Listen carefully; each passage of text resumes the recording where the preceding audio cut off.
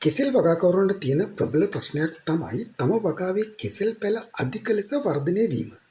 මෙලෙස අධික ලෙස වර්ධනය වීම තුළින් කෙසෙල් කැණේ ප්‍රමාණය අඩුවීමත් ඉඩම ඇහිරීමත් සිදුවෙනවා. එහෙමනම් කෙසෙල් වගාවේ කෙසෙල් පැළ අධික ලෙස වර්ධනය වීම වැළැක්වීමට ක්‍රම කිහිපයක් කියලා දීමටයි මේ සූදානම් වෙන්නේ.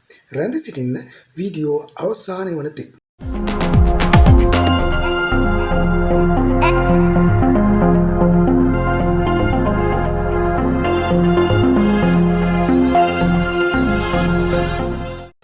සාමාන්‍යයෙන් කෙසෙල් පඳුරක ගස් 3ක් තිබීම හොඳ කෙසෙල් කැනකට හේතු සාධකයක් වෙනවා.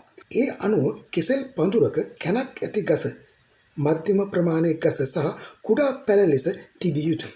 මෙම ක්‍රමවේදයට කෙසෙල් පඳුර පවත්වාගෙන යන්නේ නම් පෝෂණය සහ ජලය මව්ගහට සම්පූර්ණයෙන්ම ලැබෙනවා. ඒ තුළින් ගෙඩි ප්‍රමාණය මෙන්ම විශාලත්වයෙන් යුතු පරිපූර්ණ ගෙඩි ලැබෙනවා. ඒ නිසා කෙසෙල් පඳුරක අනවශ්‍ය පැළ එම වැළැක්වීමට ක්‍රම කිහිපයක් භාවිත කරන්න පුළුවන්. අංක 1. කෙසෙල් පැළ ගලවා ඉවත් කිරීම.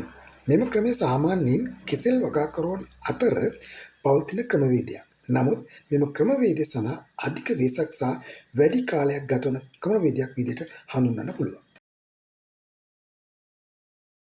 අංක 2. කෙසෙල් පැළ කපා දැමීම. එන පැළේ කපා දැමීම තුළින් කෙසෙල් පැළ වර්ධනය වීම පාලනය කරන්න පුළුවන්. කීප වතාවක් කෙසෙල් පැළය කපා දැමීමෙන් කෙසෙල් පැළය අවසානයේ වර්ධනය නොවන තත්ත්වයකට පත් වෙනවා.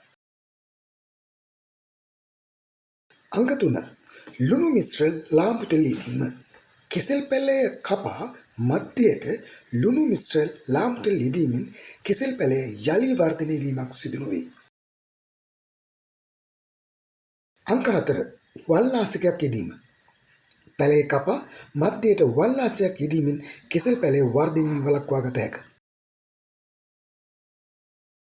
අංක 5.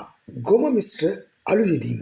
කෙසෙල් පැළය කපා එම ස්ථානයට ගොම මිශ්‍ර අලු යෙදීමෙන් කෙසෙල් පැළය වර්ධනය වීම වළක්වන්න පුළුවන්. එහෙමනම් මෙම ක්‍රමවේද වලින් ඔබට පහසු ක්‍රමවේදයක් භාවිත කර අධික ලෙස කෙසෙල් පැළ වර්ධනය වීම වළක්වා සාර්ථක කෙසෙල් වගාවක යෙදෙන්න.